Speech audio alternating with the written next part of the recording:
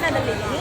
ಹಾಸನಾಂಬ ದೇವಿ ದರ್ಶನ ಮಾಡೋದಕ್ಕೆ ಅಂತ ಬಂದಿದ್ದೆ. ಮಾರ್ನಿಂಗ್ 7:30 ಬಂದು ಕ್ಯೂವಲ್ಲಿ ನಿಂತಿದ್ದು. ಒಂದು 11:30 ಇರ್ಬೋದು. ಇವಾಗ ಕರೆಕ್ಟಾಗಿ 11:30 ದರ್ಶನ ಮುಗಿತು.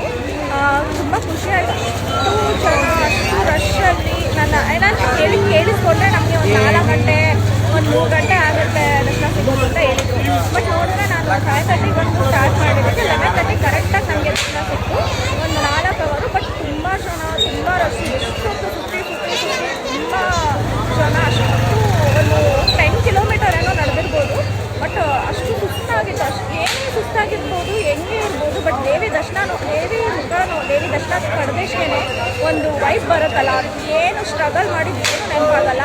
ತುಂಬ ಖುಷಿ ಆಯಿತು. ಒಂಥರ ನೆಮ್ಮದಿ ಅನ್ನಿಸ್ತು. ಅಷ್ಟು ಸ್ಟ್ರಗಲ್ ಮಾಡ್ಕೊಂಡು ಬಂದಿದ್ದಕ್ಕೂ ಒಂದು ಒಳ್ಳೆ ಸಾರ್ಥಕ ಅನ್ನಿಸ್ತು. ನಾನು ಫಸ್ಟ್ ಟೈಮ್ ಆ್ಯಕ್ಚುಲಿ ಹಾಸನಕ್ಕೆ ಬಂದಿದ್ದೆ. ಫಸ್ಟ್ ಟೈಮು ಹಾಸನಾಂಬ ದೇವಿ ದರ್ಶನ ಪಡ್ತಾ ಇರೋದೇ ಫಸ್ಟ್ ಟೈಮು. ಒಂದು ಮೊನ್ನೆ ಏನೋ ಇನ್ಸ್ಟಾದಲ್ಲಿ ನೋಡಿದ್ದು ಈ ಥರ ಓಪನಿಂಗ್ ಆಗಿದೆ ಅಂತ. ಅಷ್ಟು ಬೇಗ ಹೋಗ್ಬೇಕಂತ ಅಂದ್ಕೊಂಡು ಮನೇಲಿ ಹೇಳಿದೆ. ನಮ್ಮಮ್ಮ ಓಕೆ ನೀವು ಹೋಗೋಣ ಅಂತ ಫ್ಯಾಮಿಲಿ ಎಲ್ಲ ಬಂದ್ವಿ. ಒಳ್ಳೆಯ ದರ್ಶನ ಸಿಕ್ತು. ತುಂಬ ಖುಷಿ ಆಯಿತು. ಆ್ಯಕ್ಚುಲಿ ಮುಂದೆ ದರ್ಶನ ಪಡೆಯೋದಕ್ಕೆ ಹೋದಾಗೆಲ್ಲ ಬೇಗ ಎಲ್ಲನೂ ತಳ್ಳಿ ಇಡ್ತಿದ್ರು. ಬಟ್ ನಾನು ಈ ಕಡೆ ಸೈಡಿಂದ ಬರೋದಕ್ಕೆ ಒಂದು 10-15 ಸೆಕೆಂಡ್ವರೆಗೂ ನೋಡ್ತಾನೇ ಇದ್ದೆ. ಅಷ್ಟು ಚೆನ್ನಾಗಿ ಒಂದು ನೋಡ್ತಾನೇ ಇರಬೇಕು, ಅಲ್ಲೇ ನಿಂತ್ಕೊಡ್ಬೇಕು ಅನ್ನಿಸ್ತು. ಬಟ್ ಏನು ಮಾಡೋದೆಲ್ಲ ತಳ್ಳಿಬಿಟ್ಟು ಬಂದೆ.